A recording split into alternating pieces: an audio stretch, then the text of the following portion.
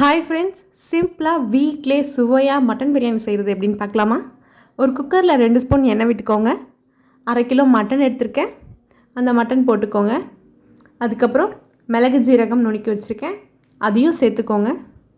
அப்புறம் 1 ஸ்பூன் இஞ்சி பூண்டு விழுது போட்டுக்கோங்க. தேவையான அளவுக்கு கொத்தமல்லியும் தூவிக்கோங்க. இதெல்லாம் போட்டு சும்மா ஒரு மிக்ஸ் பண்ணிக்கோங்க. அதுக்கப்புறம் அதில் தேவையான அளவுக்கு உப்பு சேர்த்துக்கோங்க. அப்புறம் கறி வேகிறதுக்கு தண்ணி விட்டுக்கோங்க. அதையும் நல்லா மிக்ஸ் பண்ணிவிட்டு கொஞ்சோண்டு மஞ்சத்தூள் போட்டுக்கோங்க. போட்டுட்டு குக்கரை மூடி 4 to 5 விசில் விட்டுருங்க. நல்லா கறி வேகணும், அப்போ தான் பிரியாணிக்கு ரொம்பவே நல்லாயிருக்கும். அதுக்கப்புறம் நல்லா கறி வெந்து வந்துருச்சு.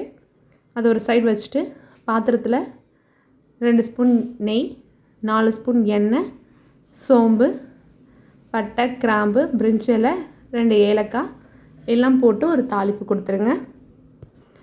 ஒரு கைப்பிடி அளவுக்கு புதினா இலை போட்டுக்கோங்க. அதுக்கப்புறம் ஒரு 4 பச்சை மிளகாவையும் போட்டு நல்லாவே வதக்கி எடுத்துக்கோங்க. நல்லா வதங்கினா தான் ரொம்பவே நல்லாயிருக்கும். ஒரு 4 வெங்காயத்தை நீட்டு வாக்கில் நான் வெட்டி வச்சுருக்கேன். இந்த மாதிரி வெட்டி நீங்கள் வதக்கிக்கோங்க. இந்தளவுக்கு வதங்கணும். அதுக்கப்புறம் ஒரு 3 தக்காளி, அதையும் நல்லா வதக்கிக்கோங்க. அதில் ஒரு 3 ஸ்பூன் இஞ்சி பூண்டு விழுதையும் சேர்த்து நல்லாவே வதக்கிக்கோங்க. நல்லா வதங்கும் போது 2 spoon garam masala, 2 spoon biryani masala, 2 spoon mutton masala, 2 spoon Kashmiri மிளகாத்தூளையும் போட்டு நல்லா பச்சை வாசனை போகிற அளவுக்கு வதங்கிட்டு வேக வச்ச மட்டன், 2 ஸ்பூன் தயிர் விட்டு நல்லா மிக்ஸ் பண்ணிக்கோங்க. நல்லா மிக்ஸ் பண்ணிவிட்டு அதில் தேவையான தண்ணி விட்டுக்கோங்க. எவ்வளோன்னா நான் ஒரு கப் அரிசிக்கு 2 கப் தண்ணி அந்த அளவுக்கு எடுத்திருக்கேன். நான் 2 கப் அரிசி எடுத்திருக்கேன், அதுக்கு 4 கப் தண்ணி அந்த பாத்திரத்தில் நான் ஊற்றிருக்கேன். அதாவது 1 கப் ரைஸ்க்கு 2 கப் தண்ணின்ற மெஷர்மெண்ட்லேயே வச்சுக்கோங்க. தண்ணி நல்லா கொதித்து வந்துச்சு. இப்போ நீங்கள் அந்த அரிசி எடுத்து போட்டுக்கலாம். நல்லா அரிசியை போட்டுட்டு நல்லா மிக்ஸ் பண்ணி விட்டுக்கோங்க.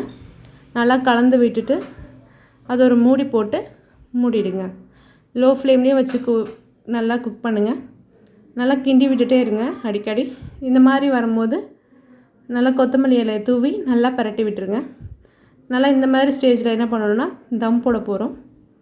ஒரு ஸ்டவ்வில் ஒரு தோசைக்கல்லை வச்சு அது மேலே பிரியாணி பாத்திரத்தை எடுத்து வச்சுருங்க. அப்படியே வச்சுட்டு ஒரு லோ ஃப்ளேம்லேயே வச்சு குக் பண்ணுங்கள். குக் பண்ணிங்கன்னா நம்ம பிரியாணி ரெடி ஆகிடும்.